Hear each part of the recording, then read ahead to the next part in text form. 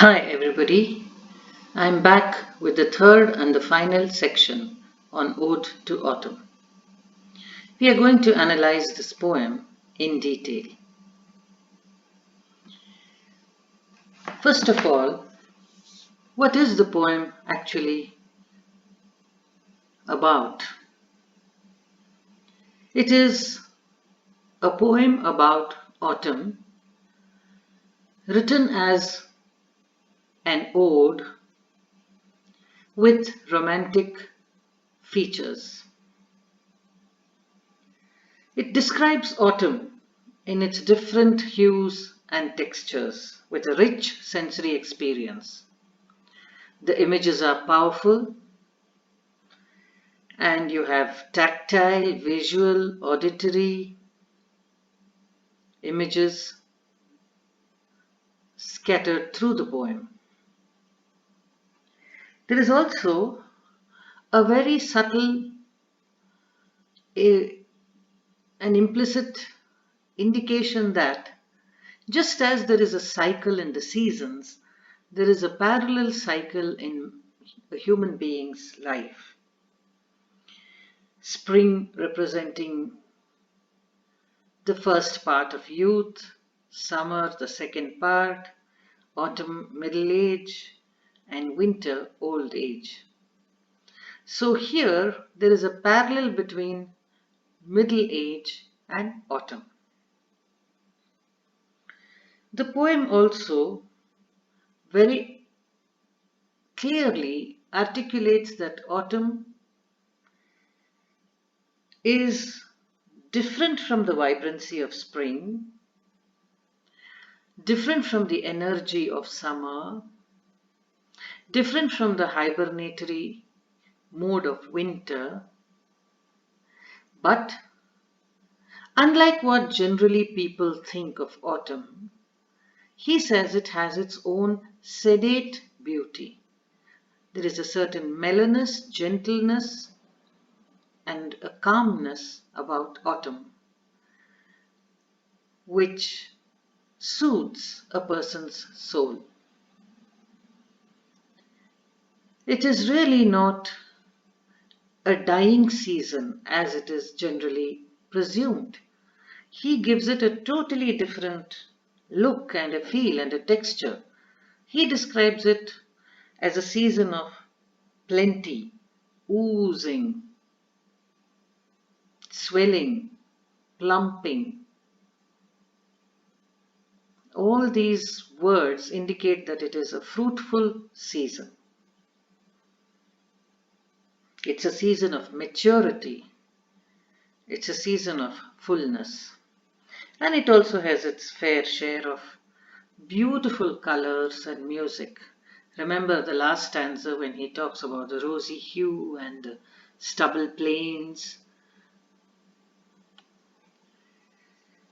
Next, what would make this an ode? As I've already told you before, an ode is a lyric, but is a rather long form of a lyric. A lyric is a short poem which can be set to music. As you've already seen, there is a lot of music in his Ode to Autumn. The syllables follow the sense, the sound follows, the sense emanates from the sound. So not only does he talk about autumn, he also apostrophizes the sun and autumn and personifies them as friends. So he is describing in detail, which is another feature of an ode, the mellowing sun and autumn as represented in different activities. As a goddess in a granary, as a gleaner, as a harvester, as a person who's observing the juice oozing out of a cider press. So when he goes into such a detailed description of autumn, it becomes an ode because odes give you a rather detailed description of nature. And also, in his descriptions, there is a celebratory tone. There's a dog, very lofty and dignified picture, because as it is, autumn is a very mellow, mature season.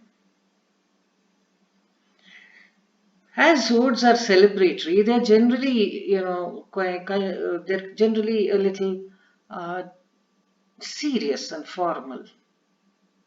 But maybe because of the theme used here, the mellowing autumn, the sedate autumn, the leisurely autumn, the relaxed autumn, we find less formality here.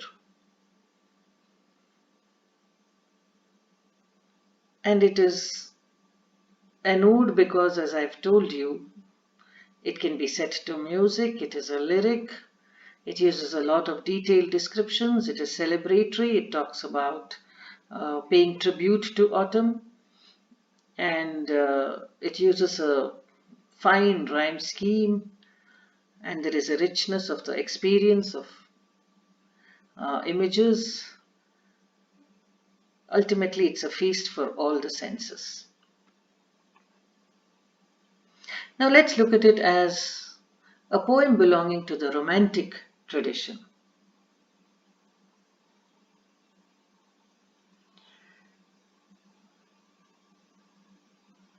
First of all, he talks about nature, which is the prime focus about, of romantic poetry.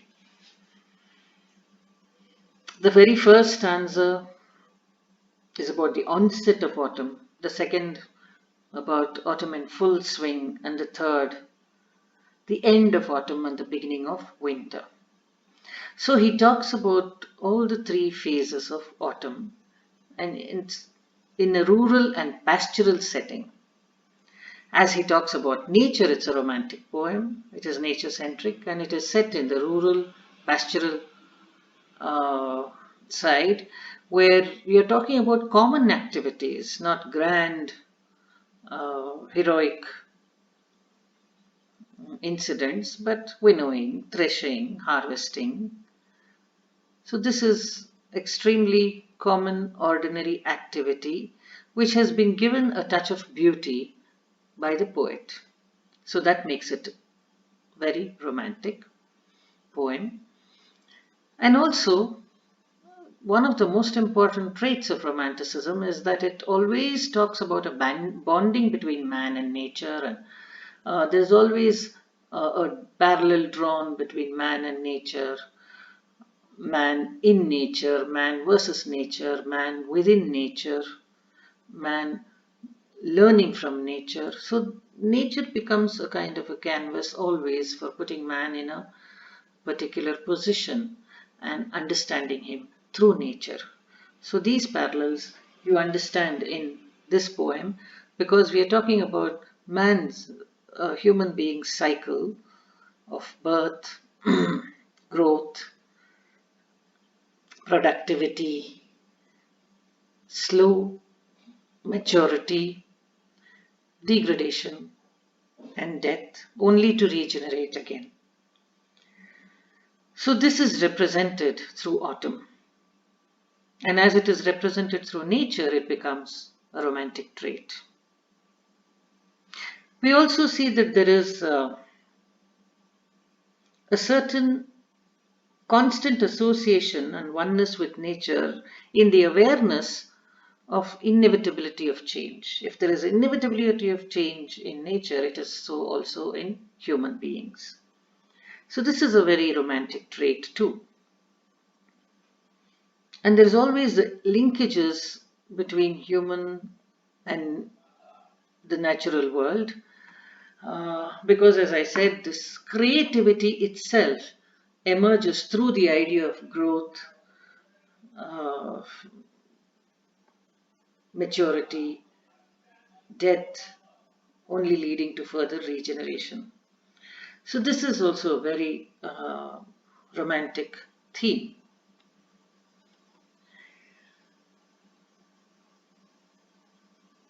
He also writes about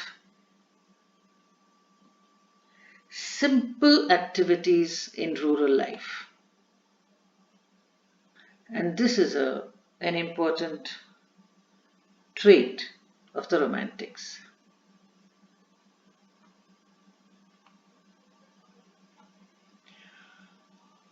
Look at the sensuous texture in the poem. As I've already told you in the beginning, descriptions play a very important part in Romantic poetry. Landscape becomes a very important character in any Romantic poem. And the Romantics always indulged in developing a sensuous texture to their poem, and Keats is a master of that.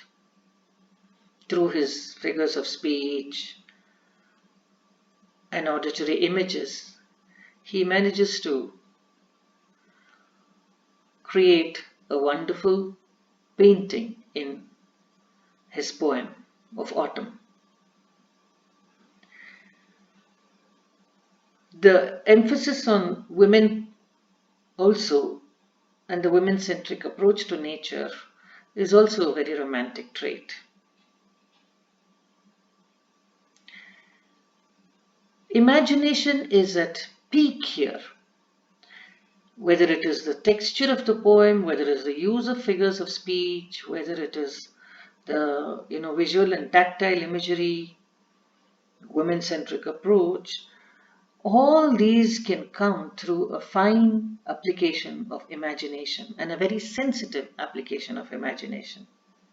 You find that this kind of creativity, which emphasizes imagination as the tool or the instrument of literature or a composition, is the hallmark of the Romantics. They have given a lot of importance to the play of imagination in writing poetry. And you see it throughout the ode. The language he uses is also very, very simple. It is celebratory, of course, but the celebration is not represented through complex ideas or very complex words. The language is very simple. And look at the sheer unity and proportion that he brings out in the three phases of autumn. You don't find any disjointed word or line. One stanza flows smoothly into the other, as if you're looking at a landscape painting. And look at the textures and the colors used there.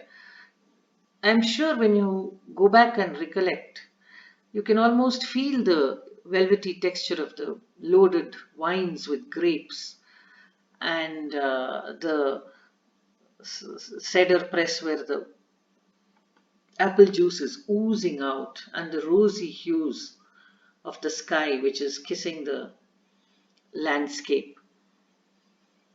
And you can feel or hear the beauty and the joy of the insects and the little birds singing in the evening.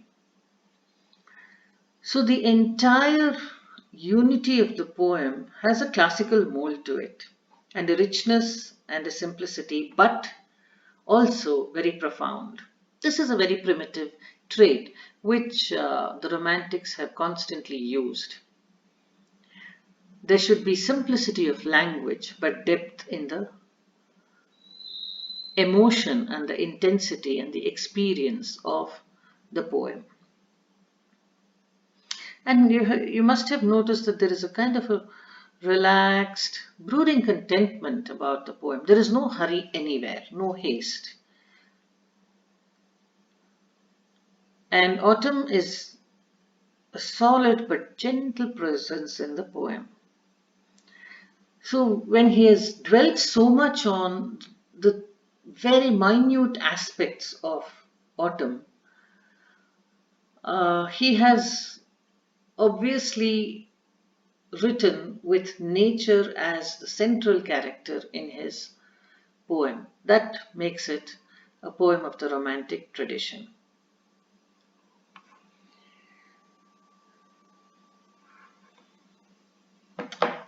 So,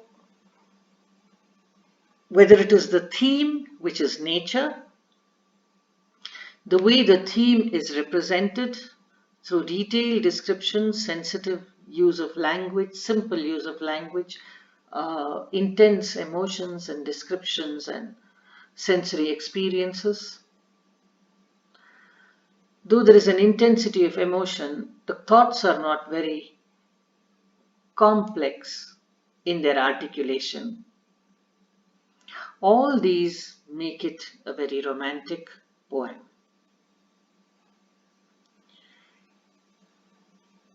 Please take a look at all the questions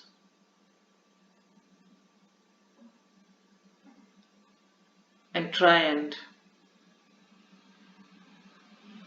discuss these questions on your own by making points, taking down. Please focus on how it is an ode, a romantic poem, and how autumn has been described. What are the different techniques used? I hope you have understood the explanation. Thank you for coming with me through this journey of 3 lessons. This is the end of Ode to Autumn. I hope you have enjoyed it. Thank you.